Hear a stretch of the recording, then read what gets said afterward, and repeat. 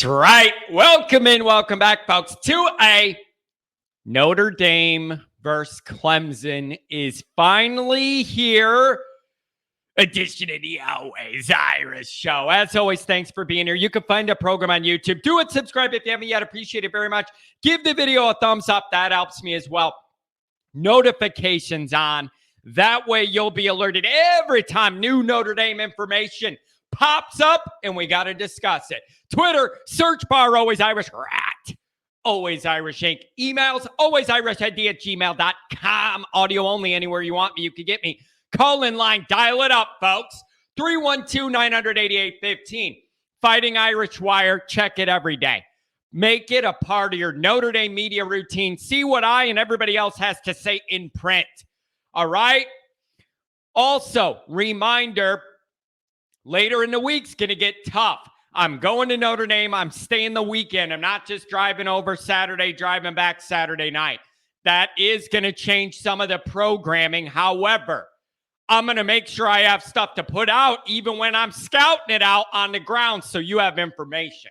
All right? So you're going to be covered, but there's not going to be a morning show Saturday. I'm going to be over there. May or may not be able to do one Friday. Depends on the scheduling. We'll see. Just know, Always Irish has got you covered. You're going to have material one way or another, whether it's live or pre-recorded, while I'm over in South Bend. Also, tailgating spot Saturday. I'll let you know. Okay? So, here we are, Notre Dame fans. One of the games everybody's had circled for years is upon us. The disappointment of what happened last time Clemson played us at home. Great situation, just a bummer. Notre Dame finally wins the biggest game in like 30 years and no one could be there to see it because of COVID. So that's rough. And we're glad people can be there this time. But the game's here, and I just think that when we've been looking at it ahead, we had more in line of Clemson's undefeated, Notre Dame's undefeated, or has one loss, and there's a lot on the line. So while we've been looking forward to it for years, the dynamic this week isn't quite what we had hoped for. Two highly ranked teams, both playoff dreams on the line, all that. But the game's here, and Notre Dame has a great opportunity. Maybe change some of the narrative. Can they do it? That's what we're going to figure out today. So you want to feel better about this team, not only just for this year, but the overall trajectory, long term. Win the game. What a terrific opportunity they have. I don't know if they can do it. And we're going to get into why. First, home field, home environment. Let's cover it. Clemson travels well and is undefeated. Notre Dame has a few losses. What's this crowd mix going to be? I'm just wondering what it's going to be. I don't expect a Georgia-type situation, but orange is easy to see. So we're going to know how much of this crowd is them versus us. It stands out. What is this mix going to be? Marcus got up there the other day and said Notre Dame has a home field advantage, and all. No, they don't. Not really. And if they do, the football team doesn't play like it. So I get that Marcus said that because he has to. The last thing a head coach could do is get up there and go, oh, our home fans suck. Like, that's a losing battle when a coach does that, butting up against the fans. So Marcus said, we have that home field advantage. One, I don't know if I believe that, just from my personal experience of being at dozens and dozens and dozens of home games. I question that. And then if it is true, why doesn't the team feed off it? Why do you play like garbage at home then? So intellectually, I have some roadblocks with Marcus saying that. But at the same time, he said what he had to say. That's all he could say. He can't get up there and say our home crowd sucks. So I don't know what people want him to say. Here's the other issue with this. I'm in the Chicago suburb area, okay? I know a dozen season ticket holders, big money people, Notre Dame people, bank owners, like funeral home conglomerate directors, stock people, lawyers, doctors. I know all these Notre Dame families. And I say families because these are not one guy went to Notre Dame. These are like multiple generation, big money Notre Dame people. I know a dozen of them, season ticket people. I'm telling you, every single one of them I know in the Chicago area, they do not go to night games at Notre Dame. They do not. They do not go. Too long of a day, too long of a drive. After Saturday night, getting back to Chicago, don't want to do the hotel thing. You're locked into 2 nights. Like, it's not that big of a deal to go to the game for these people. They just don't go to night games, sell the tickets. They don't go. It's just too long of a day. Too long of a day. And they just don't want to deal with it. I'm just telling you, if that sounds wild, if you owned all these banks, those people are worried about making more money, not what Notre Dame does. They will not go to those games. Too long of a day. But John, the biggest games of the year, the night game, they don't care. I'm trying to get across to you. It's not about the football to a lot of these people, especially. Listen, what I've learned, the bigger the money of the people involved we're talking about, the less they care what happens on that field. I'm sorry. When me and my poor friends would find ways to sneak into Notre Dame games when I was 20 or 18 or whatever, like 18, probably 17, we were trying to sneak in and we had our tricks. Before digital, we had our tricks. I'm sorry, I had to be in there. We would figure out a way to get in. Like, it's just, I'm telling you, there's an inverse ratio. I've learned it. The poor people that love Notre Dame will do anything to get in there just to see their boys is different than all the rich people I know. And the only time they want to go is when they're schmoozing a client they want. It's just a different mentality, you guys. Different mentality. They go for different reasons than a guy like me goes. I go to Notre Dame games for one damn reason, to see them win, not to see them play. I go to Notre Dame home games for one damn reason, to see them win. See them win. No other reason. Now, I just say this. I know it's a small sample size. John, it's just the people you know. I'm just telling you, that's the dynamic, okay? So I don't know what the vibe's going to be. I don't know what that crowd mix is going to be. And the other issue is, how does Notre Dame show up at home ready to play, even if the crowd's great and into it and they do a laser light show? Like, whatever. How does this team show up at home? I'm sick of having to ask this. However, I have to because of the results. But if you can't get up for Clemson, there is a problem. There is a cancer in that locker room if this team cannot get up and be ready to play Clemson at home. It's not sleepy Stanford and Marshall. Like, you have no excuse not to be jacked to your gills to play this game. Now, let's get into the actual game. Here's my concern. My issue with this matchup is what Notre Dame is best at and what they will try and do. Clemson's great at stopping or doing the opposite. Notre Dame's going to try and power run the ball. Clemson's front seven is very, very strong. They allow under 88 yards rushing average per game. That's going to be an issue. It's going to be an issue. And we'll get to where that leads in a second. So that's my number one issue with this matchup game is the matchups. What Clemson's really good at, Notre Dame's going to try and do. And what Notre Dame's not really good at are Clemson's weaknesses. We'll get to that in a second. So that's where I'm going to start. All right? they're really good at stopping the run. Notre Dame's going to try and run the ball. Something's got to give. Conversely, where Clemson has struggled this year is on the back end of their defense at times. Wake Forest saying, we're just going to get the ball deep on you, let our guys make plays and all that. That's where Clemson's been a little weak this year and had some injuries, issues on the back end of that defense. What is Notre Dame worst at by far? Passing the ball deep. Something has to give. Again, O-line U. Here we are. I love it. I hear it. I like Q Nelson. I like the Martins. I like McGlinchey. All of it. Love it. I love all that. And I always hear O-line U. But when we play the best teams we play, we end up with like 57 yards rushing almost every time. Playoff games at the big house against Georgia. Like the biggest games we have played recently.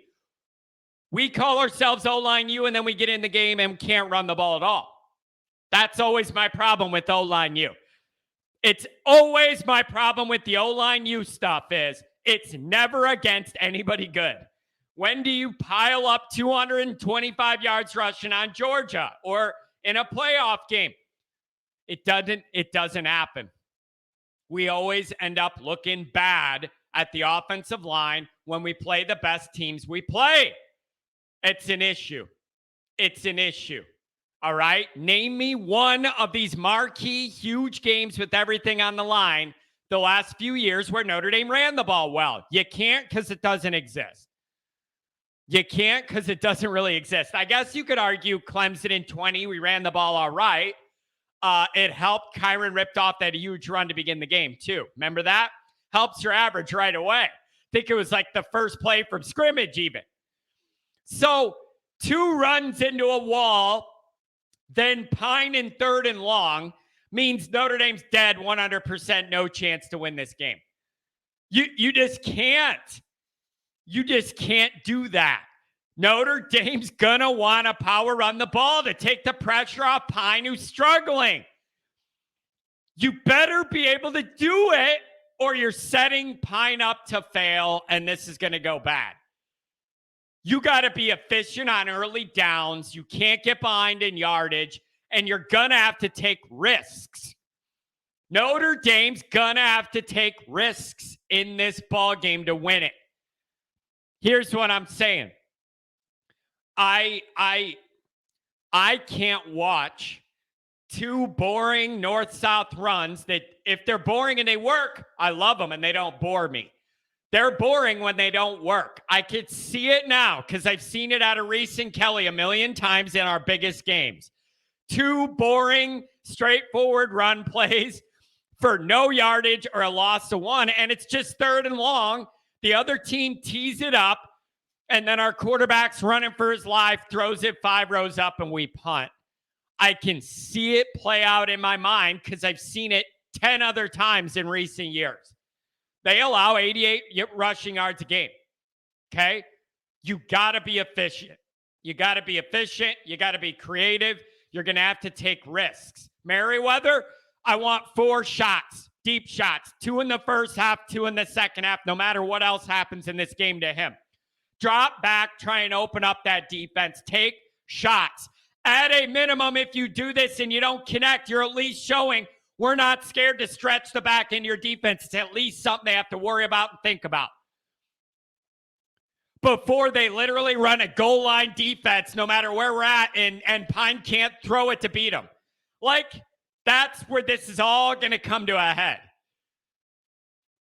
So I think you're going to have to take some shots to at least keep them honest. If not, burn them. I think you're going to have to. It's not an option. I don't think you're going to be able to just line up and run the ball like you did last week against Syracuse. You're not against these guys. Dabo had a bye week. He's a really good championship level coach. You don't think he knows exactly what Notre Dame's efficient at and how to angle this and make Pine have to beat them?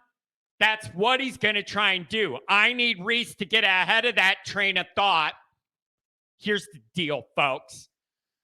I am an idiot in my basement yelling into a rectangle.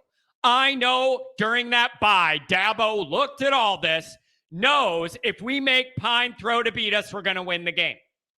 Now, I know Dabo knows that and had a half a month to prepare for it. I need Reese to know Dabo's doing that and be one step ahead of him on the pivot.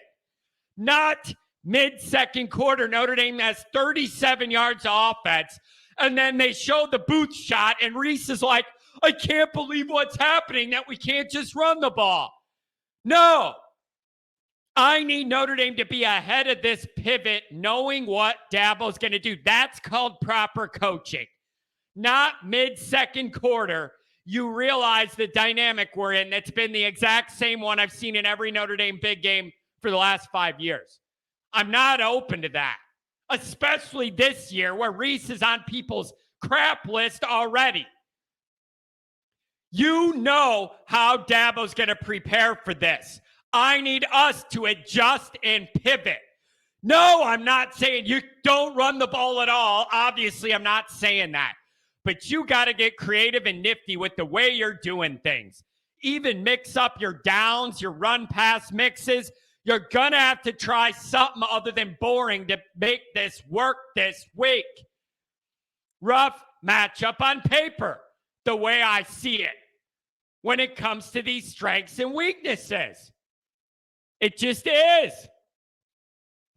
It just is. So when Clemson has the ball, they're also going to try and run it. All right? They're going to try and run it. We all know they ran it for almost 300 yards against Syracuse. Notre Dame, 240-something in the ballpark. Will Shipley looks good. If Notre Dame can't stop their run, they also have no chance. Notre Dame can't run it all on our side, no chance. If you can't stop their run, also no chance. It's just the facts. You can't let Will Shipley, he looks good this year. I think he's healthy right now. He looks good. He'd look even better in a gold helmet. But you can't let them run on you. Pile that up. Are you kidding me? Clemson averages 37 points a game, well over 400 yards gained per game on offense. DJU, 64% completion rate. Here's the deal. It's not a secret. He could get, if you pressure him and make him uncomfortable, he could make some sloppy turnovers. But again, that's an area Notre Dame's not good at, causing turnovers. Did better at it last week, but overall still not good enough. This year, they rely more on shorter passes to make life easier on DJU, who's had some struggles, and we all know that. I'm telling you, he could turn the ball over. That's how Syracuse stayed in that ball game and kept that score so low. But Notre Dame, 0.8 turnovers per game, among the lowest margins in the country. Again, it's a matchup that doesn't favor Notre Dame. That's a concern. That's how Syracuse stayed close. Can Notre Dame replicate it? I don't know. Did better last week. I got to see more of it. Brian Mason, special teams. I need a play or two this week. You're doing a great job. You're a plus national unit. Make a couple plays this week. All the extra yardage Notre Dame can gain in field position matters. Stealing a couple extra possessions off special teams or turnovers matters. All that stuff adds up in a game where you don't have a lot of margin to play with, and this is one of those affairs. It's a very good program. This team isn't what it was when Notre Dame played it in the playoff. They're a damn good program with championship pedigree, very solid recruiting, and a head coach who knows what he's doing. That's to be respected. That's to be respected. All right? They're coming off a bye. Dabo knows what he's doing. I need Reese to work one step ahead of where Dabo's coming out of this bye at. That's what a good coach does. Have your pivot ready. So, how does Reese approach this? I'm telling you, 2 runs and a cloud of dust into a wall for 3rd and 11 and 3rd and 12, like under Kelly ain't going to cut it. Get creative, mix things up, Be efficient. When you're running it, actually move people. Take some chances. Notre Dame's going to have to take chances to win this game, I think. Oh, no, you can't take chances. Something bad might happen. What are you afraid? You're going to lose the game and blow your season's goals? Should have thought about that against Marshall and Stanford. All right? Oh, you can't do that. Something bad might happen. You're not going to a bowl game that matters. Open it up and let it rip. Why not? Why not? This is a big chance to change the season narrative. Big chance to change the play at home narrative. Help your recruiting, all of that. It's going to take 4 quarters of real football, folks. 4 quarters of real football at home is something we haven't seen Notre Dame do. Will we finally? I don't know. It's very, very clear to me what each side of this ball game wants it to look like. It's very obvious what each of these teams is going to try and do. Who can force their will and do their plan? That's who wins this game. That's who wins this game. So the matchups here are rough. A lot of things Clemson's good at, Notre Dame isn't good at. Or what Notre Dame's strength is also Clemson's strength. Us running the ball, them stopping the run. They're weak in the deep pass game. We're bad at it. Like, those are uncomfortable mismatches for me. And I need to see good coaching this week. I need to see these pivots. Will we? I don't know. But Notre Dame has a golden opportunity here. You can almost look at it as playing with house money. You lose to Clemson, it's like, well, Notre Dame has few losses. They should. And you beat them. You beat an undefeated playoff caliber team. There's a lot to be gained here from Notre Dame. Go out there and play your best game of the year. As for the crowd, be loud, be proud, and don't sell your tickets to Clemson, people. We'll see you in South Bend, folks.